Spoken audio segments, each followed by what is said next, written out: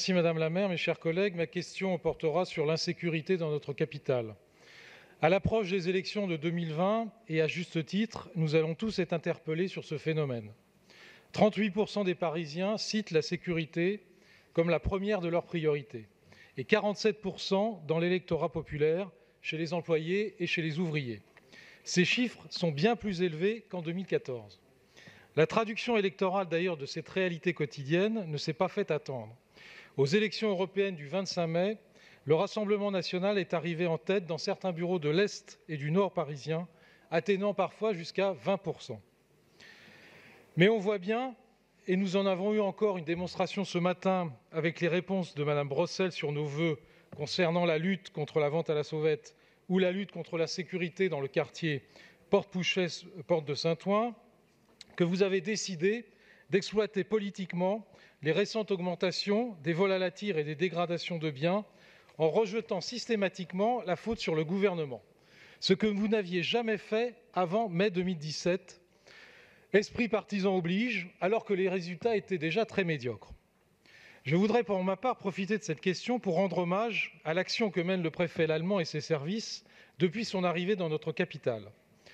Vous avez su prendre, monsieur le préfet, à bras-le-corps le maintien de la sécurité le samedi face à la dérive des Gilets jaunes, qui avaient dans cet hémicycle d'ailleurs trouvé des oreilles complaisantes et des esprits admiratifs.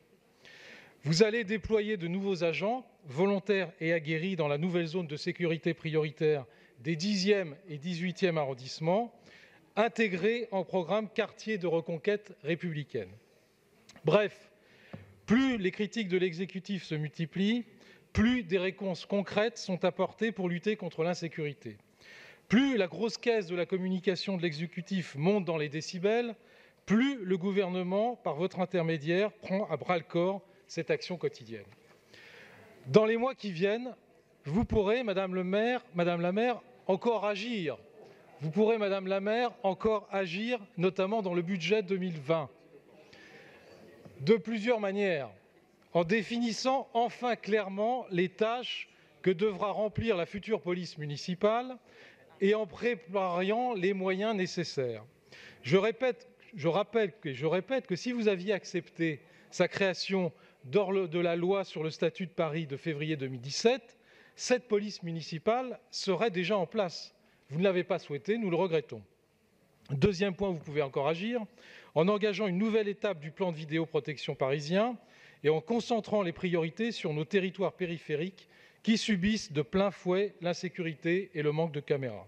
Enfin, en réinvestissant l'espace public en matière de propreté, de régulation des travaux, d'urbanisme, d'animation, espace public qui fait l'objet d'un abandon généralisé. Alors pour ce faire, nous vous proposons, Madame le maire, de prendre l'initiative de réunir... Conclure. Madame la maire, oui, Madame la maire, de réunir... Ça a du mal, hein. Non, mais ça va changer dans 8 mois. Donc, voilà, ça a du mal. Hein. Voilà, dans 8 mois, c'est fini. Bon, concluez, parce que là, vous avez dépassé votre temps. De prendre l'initiative, de réunir dès le mois de septembre. Non, mais prochain, là, il faut vraiment conclure. Hein. Je conclus. Avec l'ensemble des acteurs concernés, des états généraux de la sécurité à Paris. Très bien. Les Parisiens attendent autre chose que des querelles politiciennes sur ce sujet. Merci. Je vous remercie.